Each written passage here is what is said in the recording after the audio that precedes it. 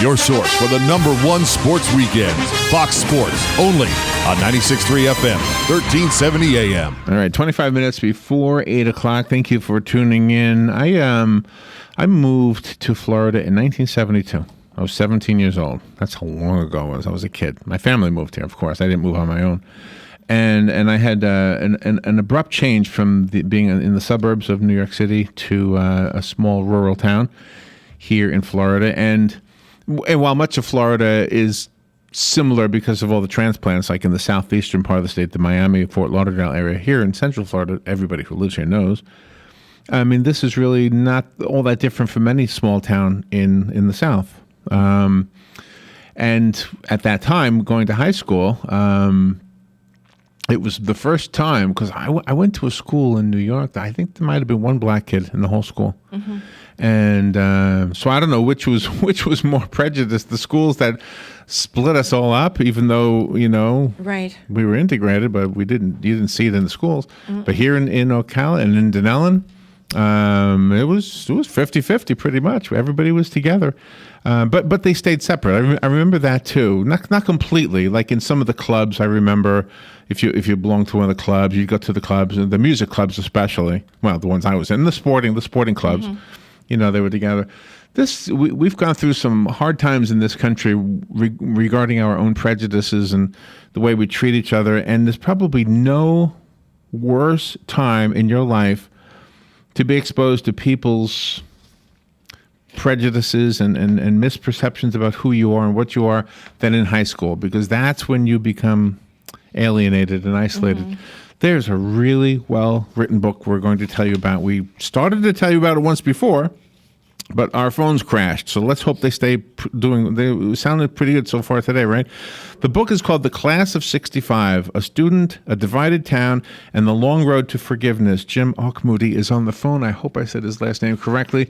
He's an award-winning journalist. He spent 29 years at the Atlanta Journal-Constitution as a reporter and as an editor, twice awarded the Writer of the Year award by Cox Newspaper. And he's on the air to talk to us about his book, The Class of 65. Good morning, Jim. Good morning, Larry. You got that name pretty darn close, so I'm impressed. Okay. Thank you so much. Where are you calling from?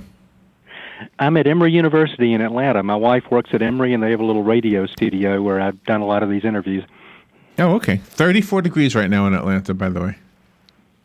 Tell me about it. I've been looking at the temperatures all over the country this morning because of the news about the freezings, but you're not doing too bad in Atlanta. I've noticed that about people in Florida. Y'all enjoy looking at temperatures up there. That's funny. So is this story true? Or This story is totally true, and the Class of 65 is kind of an unusual story from the Civil Rights era because it's about a high school student who was punished for his belief in racial equality, and it's unusual because it was a white student. Yeah. I was reading. I didn't finish the book, but I got the gist of it. I had heard of. Is it Koinonia? I've heard of that group. Koinonia is Koinonia is how it's pronounced, and it's a Greek word that means fellowship, and it's one of the most remarkable religious experimental communities that's ever been founded in America. It was most people today, if they've ever heard of Koinonia, know it mainly because it's the birthplace of Habitat for Humanity.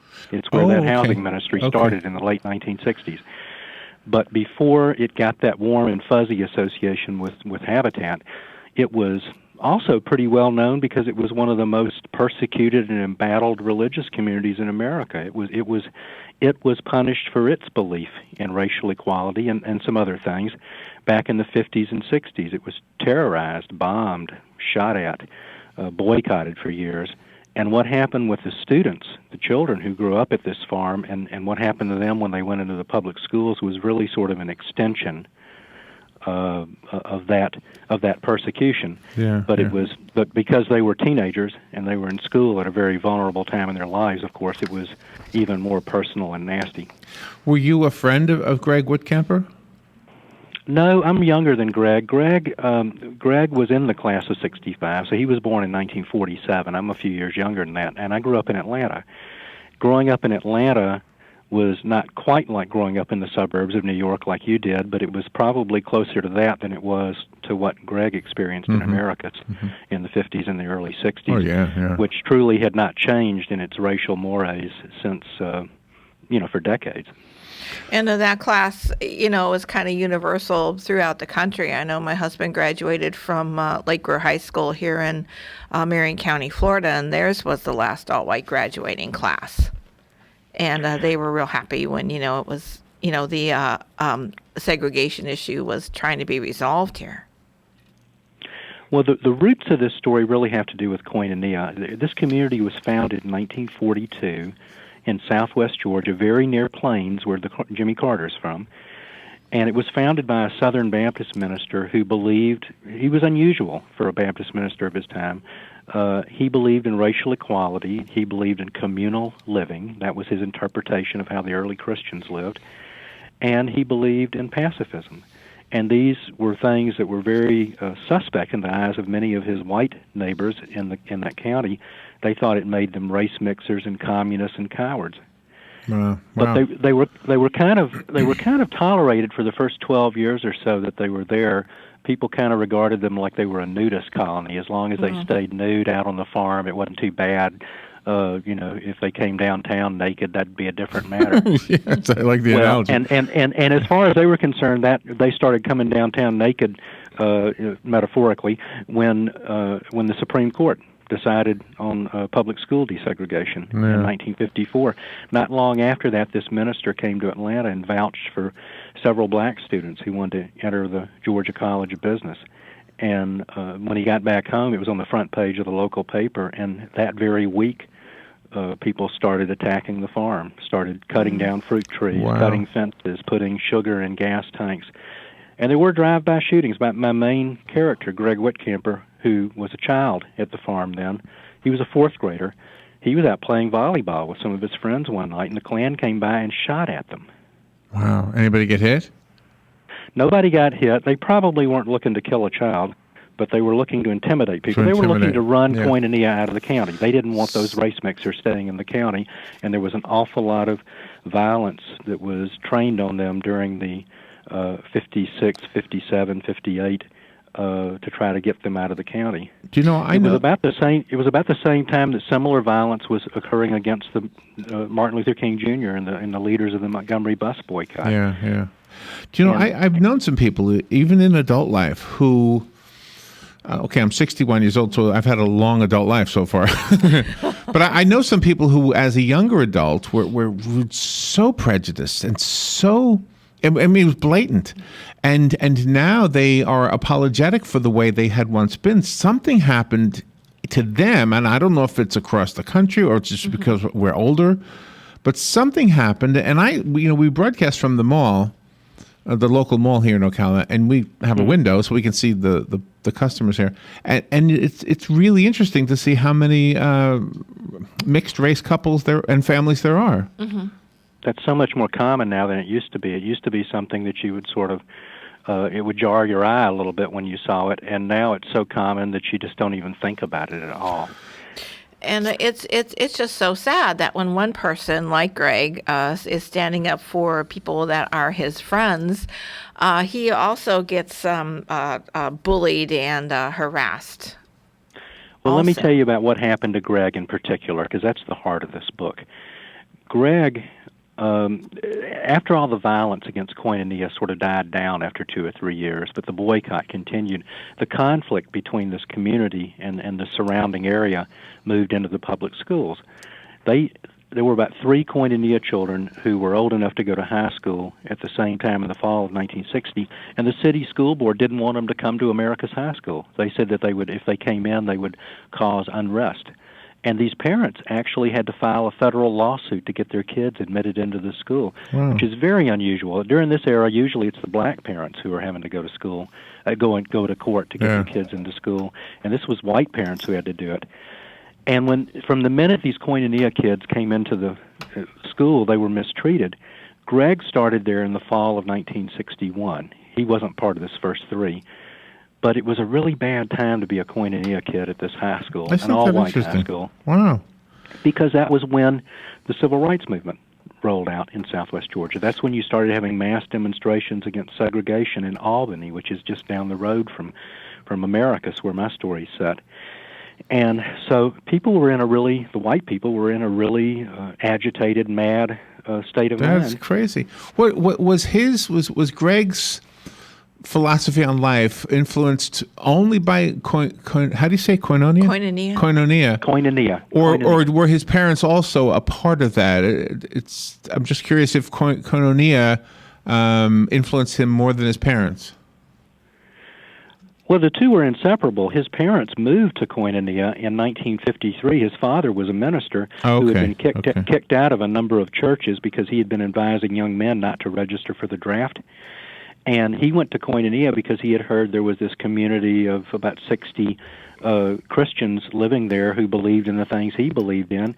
So Greg grew up believing in nonviolence and in communal living and in racial brotherhood. It was a predominantly white community, but there were always a smattering of black folks who lived there and a lot who worked there. And Greg knew them very well, and they socialized together. They ate together. His best friends, when he started high school, his best friends were the black students that he knew in Americus, because none of the white students would have anything to do with him. They just treated him like a pariah. What an interesting story. So now I want to take a little break, and when we come back, maybe we can learn how things changed over the years. I think there was a reunion that you're talking about in the book, right? So we'll take a little break, and we'll be right back. Interesting story. Jim Auchmutey is on the phone up in Atlanta, right? Atlanta? The Class of 65 is the book. A Student, a Divided Town, and the Long Road to Forgiveness. We'll take a little break and be right back.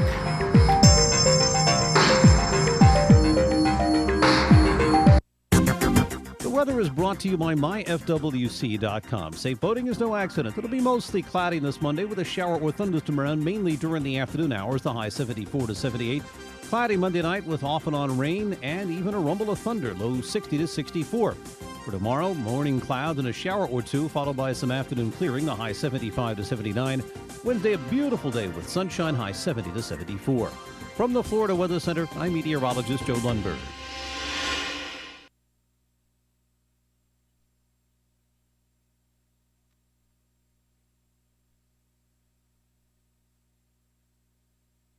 Okay. All right, I think the computer froze or something like that. So if we had dead air there for a second, that's what happened there. All right. Well, at least the phones are working. I can hear you just great. Jim Auchmutey is on the phone. The Class of 65 is the book. Okay, so he was alienated. He was an outcast. When I say he, I mean Greg Whitcamper. Is he still around? Oh yeah, Greg lives in West Virginia. Okay. So, let me tell you real briefly about what happened in his senior year, and then what happened after that. Greg began his senior year in the fall of 1964. That was the year that Americus High School decided to admit a handful of black students to try to head off the tension that had been going on in that area. And Greg knew these students because he had been active with them in civil rights protests. He had gone to the mass meetings. He had been at protests. He knew them better than the white students. And so he volunteered at the beginning of that school year to ride to class with them. A black funeral home limousine had volunteered, or the black funeral home had volunteered to let their limousine to carry the black students to class to try to avert trouble. And Greg offered to ride with them to show his support for them. So here's the scene. At the beginning of the school year, this limousine pulls up in front of the school. There's a mob of about 75 people there who are throwing bottles and rocks and yelling all sorts of ugly words. It's like Little Rock. And the limousine pulls up. The sheriff yanks the door open, and the first person to pop out of the limousine isn't one of these black students, but this white kid from Koinonia. So Greg is... he's always been mistreated in school. He's always been harassed, but it goes into overdrive during his senior year, also because he's the only person from Koinonia who's left at the school that year. So he is their scapegoat. He's the person that they blame for all the troubles that are happening in the world that they don't approve of. It's just a kid. So Greg that year was he was spit on. His locker, they urinated in his locker. Some of the boys did. His textbooks were trashed. He was pushed downstairs, tripped in the halls. When he would walk down the hall, it would be like the parting of the waters. People would turn away from him like he was a leper. He was physically assaulted on several occasions. Wow. Did he have a social life at all? Did he have a girlfriend? I mean, what was his social life like? His social life was with the black students at the all-black high school across town.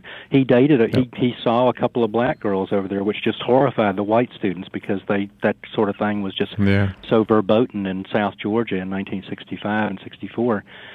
There was one time, if I've got a minute, there was one time that was particularly awful where Greg was challenged to a fight by one of the football players.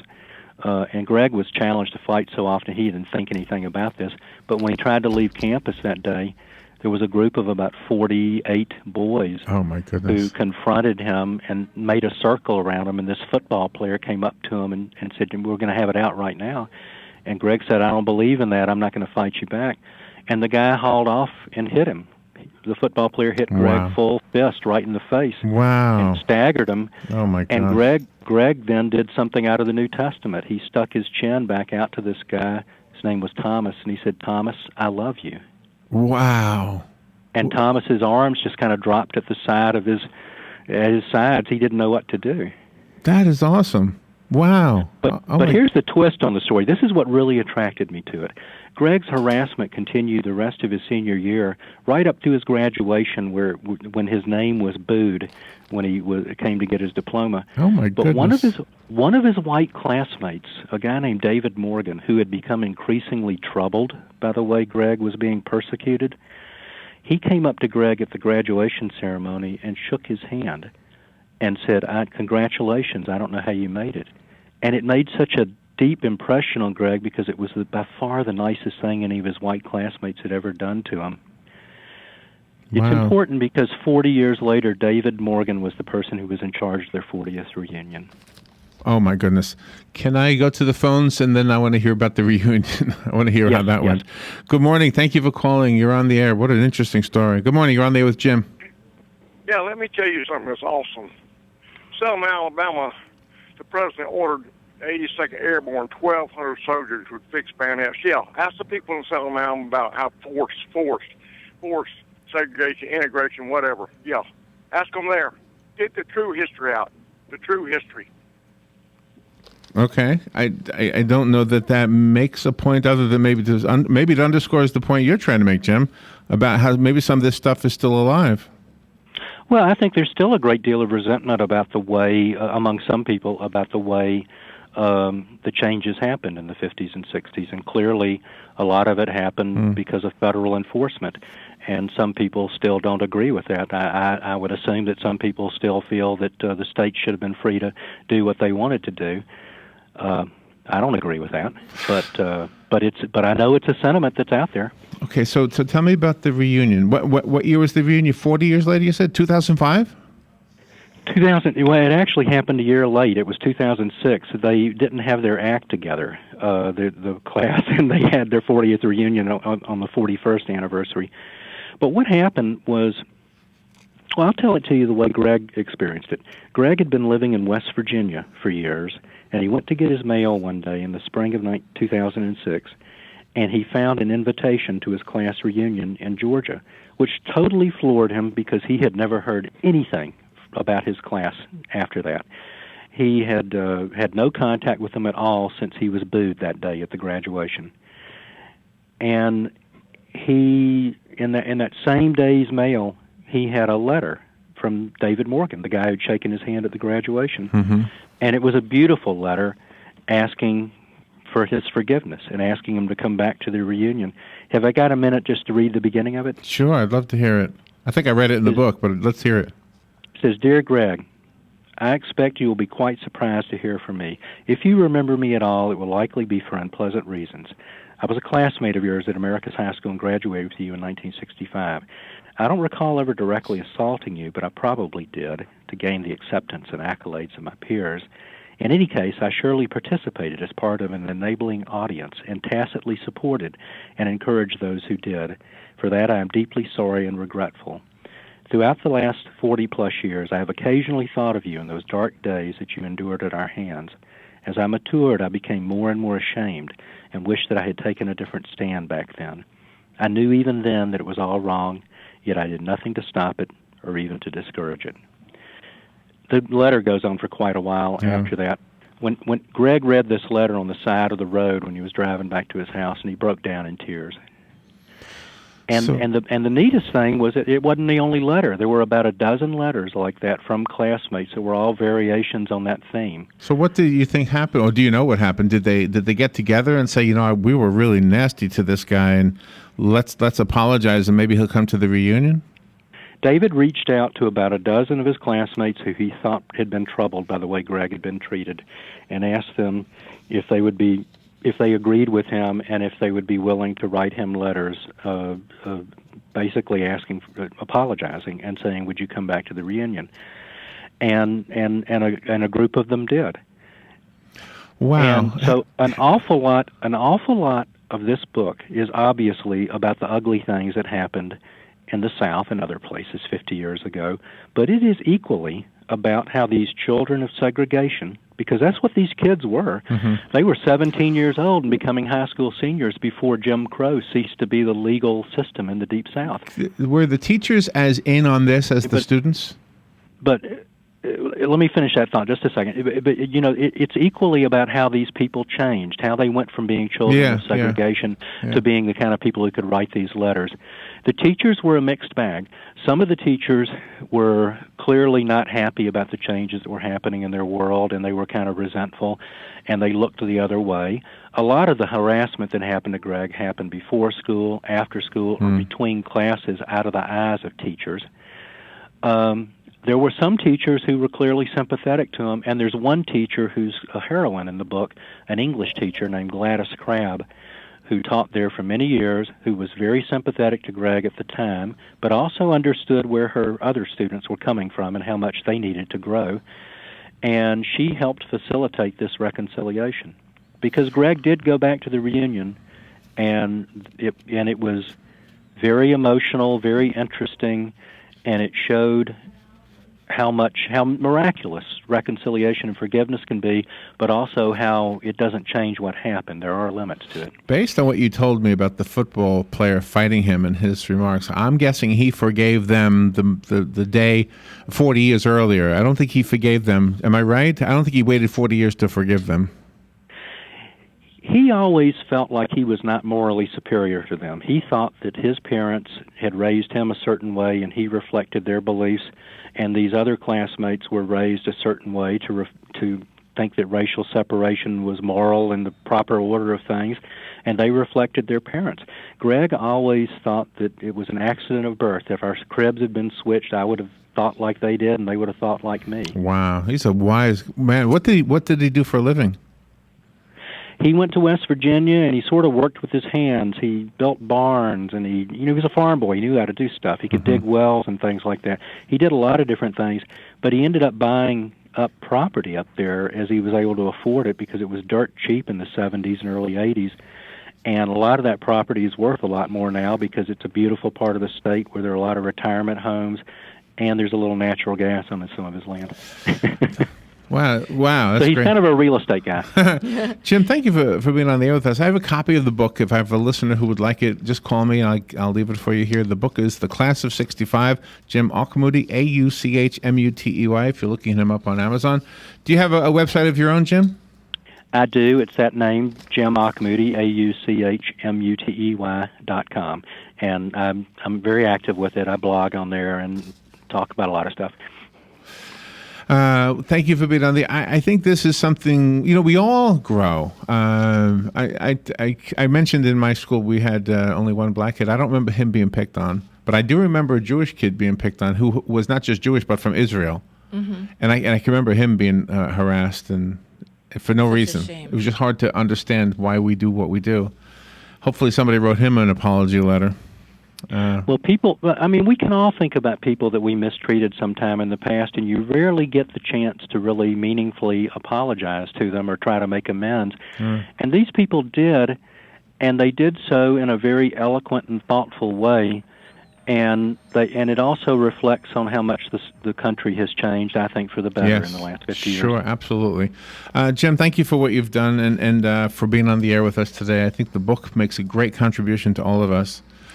Thank you for talking to us about the book, The Class of 65. Mm-hmm. Thank you, Jim. Thank you. I've enjoyed it immensely. All right, we'll take a break. We'll be right back. Broadcasting from the Paddock Mall Studios, this is WOCA, Ocala, Gainesville, The Villages, 1370 AM, 96.3 FM, The Source.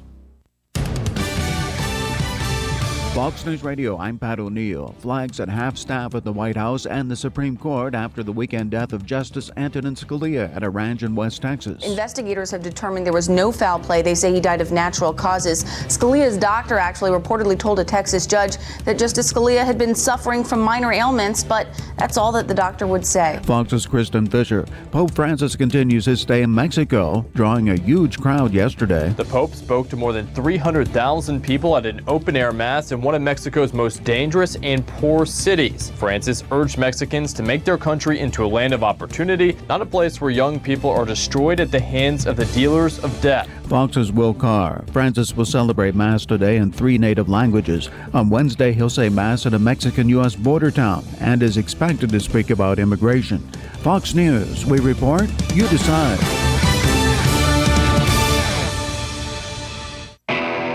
Any Napa guy knows, and science proves, the best minivan is the one you've already got. Part kid transporter, part drywall mover. Who cares if the faux wood grain is a little faded? That was a platinum package option in 1987. With over 400,000 parts and a little Napa know-how, you can keep anything on the road. Because it's not old, it's vintage. That's Napa know-how. Without automatic cloud backup, everything on your computer is at risk. From hackers, viruses, natural disasters, or even the occasional human error. Few things are as bad for business as downtime. So why take the risk? Get Carbonite Cloud Backup and protect all the files that keep your business or your home running smoothly. Start your free trial today at Carbonite.com. No credit card required. Use the offer code INFORMATION to get 2 free bonus months if you decide to buy. That's Carbonite.com. Offer code INFORMATION. Today in Florida Ag News, I'm a Southeast AgNet. On Tuesday, a workshop will be held in Monticello, presented by Farm Credit of Northwest Florida, USDA's Natural Resources Conservation Service, and the Jefferson County Farm Bureau and Red Hill Small Farm Alliance. Lisa Andrews, marketing manager with Farm Credit of Northwest Florida, says it's a workshop that has been designated for veterans and small and new farmers. The workshop will provide new farmers as well as existing small farmers information on services available, kind of like a one-stop shopping of all the products that are available out there for veterans and small farmers, such as programs from NRCS,